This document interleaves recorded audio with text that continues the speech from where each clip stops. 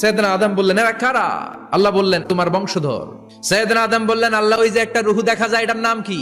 এটা তোমার ছেলে দাউদ, সে দুনিয়াতে নবী হয়ে আসবে। সাইয়েদনা আদম বললেন, মাবুদ, আমার ছেলে দাউদের কত বছর হায়াত আপনি দিয়েছেন? আল্লাহ বললেন, মাত্র 40 বছর। সাইয়েদনা আদম বললেন, মাবুদ, এত ফুটফুটে সুন্দর আমার ছেলে দাউদ, মাত্র 40 বছর দিলেন কেন? আল্লাহ, আপনি বাড়ায় দেন, আল্লাহকে বাড়ানো যাবে না, লেখা হয়ে গেছে। সাইয়েদনা আদম বললেন, আমার 1000 বছর থেকে 60 বছর আমি আমার ছেলেরে দিয়ে দিলাম।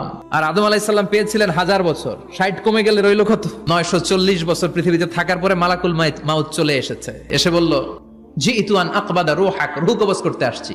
আদম আলাইহিস সালাম বললেন, রূহ কবজ করতে আসছো মানে? আমি বাঁচবো 1000 বছর। মালাকুল মাউত বললেন, না না, ওই যে আগের কথা স্মরণ করেন, আপনি 60 বছর দিয়া দিয়েছিলেন। কয়, না, আমি দেই নাই।